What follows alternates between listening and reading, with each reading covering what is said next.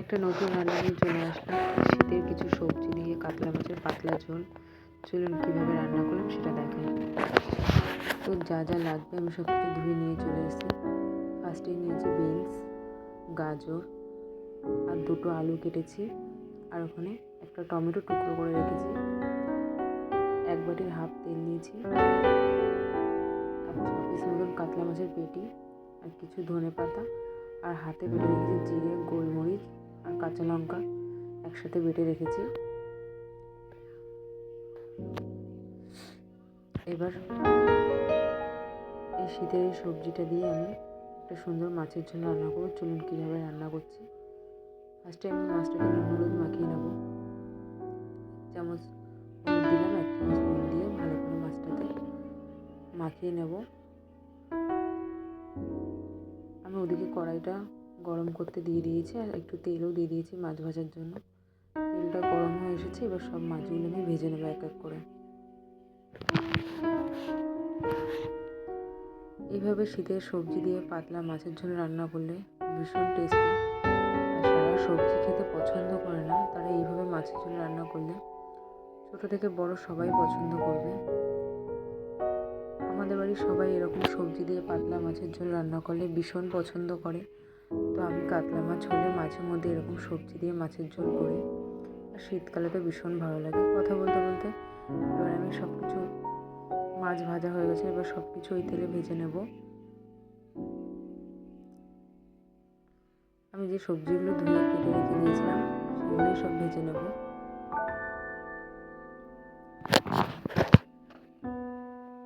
সবজিগুলো সব দিয়ে দিলাম, একটু ব্রাউন করে ভাজবো, বেশি লাল করব না। এবার আমি 1 চামচ নুন দিয়ে দিলাম, একটু সবজিটা হালকা যেন সিদ্ধ হয়ে যায় সেই জন্য। ভালো করে নাড়িয়ে নিচ্ছি সবজিটাকে, ভালো করে ভেজে নিলাম।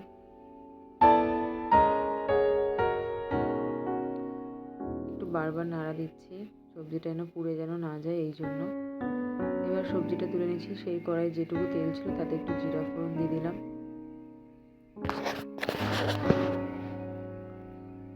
এবার যে টুকরো করা টমেটোটা দিয়ে দিয়েছি, আর সাথে একটু নুনও দিয়ে দিয়েছি যেন টমেটোটা সিদ্ধ হয়ে যায়।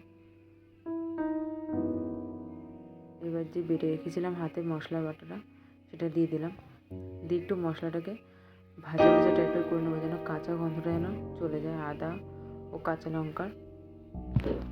একটু হালকা ভাজা ভাজা টাইপের করবো। ভাজা ভাজা হয়ে গেছে, এবার একটু জল দিয়ে দিলাম, কিছু গুঁড়ো মশলা দেবো।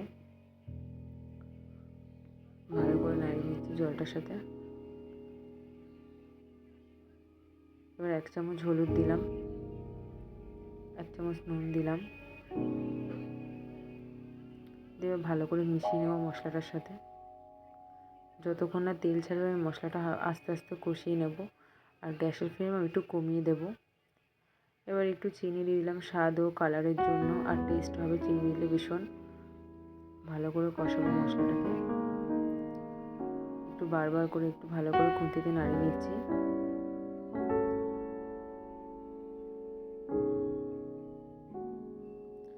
দেখুন কতটা তেল ছেড়ে এসেছে, আমি অনেকক্ষণ ধরে কষিয়েছি।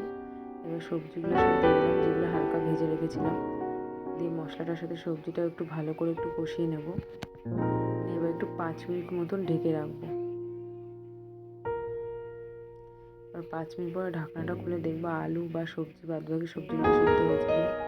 আলুটা সিদ্ধ হয়ে গেছে, আর বাদবাকি সবজিগুলোও সিদ্ধ হয়ে গেছে। আর দেখুন কতটা তেল বেরিয়েছে।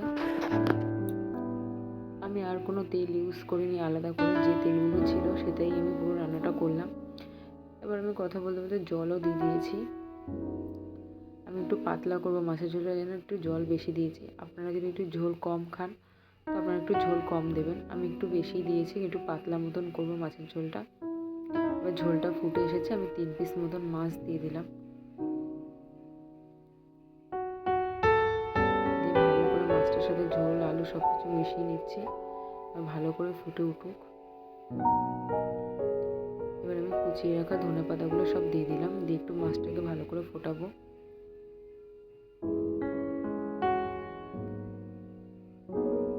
ঠিক আছে, এবার নামিয়ে নেব। দেখুন নামিয়ে বলছি কতটা টেস্টি হয়েছে। আর কাঁচা লঙ্কার তরকারি এত সুন্দর লাগে, দেখুন কত সুন্দর কালার হয়েছে। এইভাবে বাড়িতে রান্না করলে যারা সবজি খেতে পছন্দ করে না তারাও এই মাছের ঝোলটা একবার হলেও খাবে। তো এইভাবে একবার বাড়িতে বানিয়ে দেখবেন।